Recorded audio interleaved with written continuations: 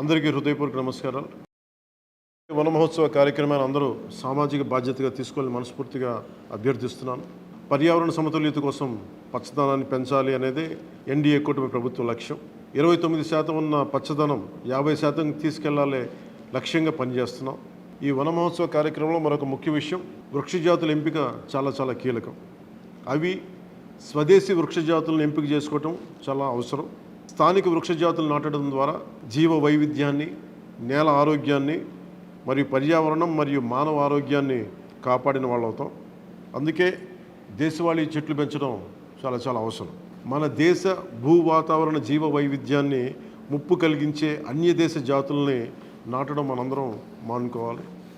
చూడటానికి మొక్క ఆకర్షణీయంగా ఉంది, మొక్క నాటితే ఏపుగా పెరిగిపోతుంది, నిర్వహణ ఖర్చులు అని చెప్పి ఎవెన్యూ ప్లాంటేషన్ పేరు మీద గత దశాబ్ద కాలంలో అన్యదేశ వృక్షజాతులైన కోనాకార్పస్, ఏడాకుల పాల, మడగాస్కర్ ఆల్మండ్, ఆస్ట్రేలియా తుమ్మ లాంటి వృక్షజాతుల్ని విరివిగా నాటేశాం.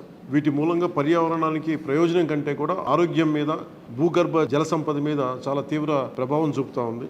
అందరూ ఆ ప్రాంత జీవ వైవిధ్యాన్ని పెంపొందించే స్వదేశీ జాతులను మాత్రమే నాటాలి అనేది ఏ దేశపు వృక్ష శాస్త్రజ్ఞుల్ని అడిగినా చెప్పే మాట ఇది.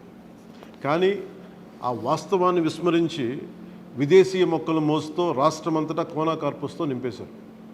కోనాకార్పస్ అసలు మొదట పరిచయం చేసిన అరబ్ దేశాలే దాన్ని నిషేధించినాయి. ఎందుకంటే దాని దుష్ప్రభావాలను గుర్తించిన వెంటనే నిషేధించారు, తీసేశారు.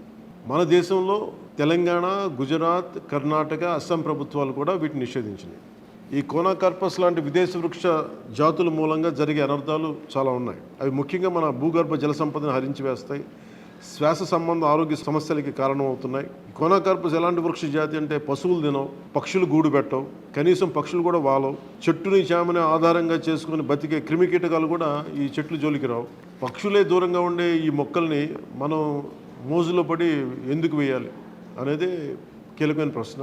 అందుకే ప్రతి సంవత్సరం జూన్, జూలైతో మొదలై నవంబర్లోని కార్తీక సమారాధన వరకు కొనసాగే ఈ వన మహోత్సవ కార్యక్రమంలో మన స్వదేశీ జాతులైన జీవ ఇంధనంగా ఉపయోగపడే కానుగ, వేప, చింత, ఉసిరి, శ్రీగంధం, ఎర్రచందనం, రావి, మర్రి, రేల, దిరిసెన, సీత, అశోక, మారేడు, నేరేడు, దేవకాంచనం, తెల్లమద్ది, మామిడి, కదంబం, జమ్మి, వెలగ, సీతాఫలం ఇలాంటి ఇంకా ఎన్నో మన జాతుల మొక్కల్ని నాటాలని అందరినీ అభ్యర్థిస్తున్నాం, కోరుకుంటున్నాం.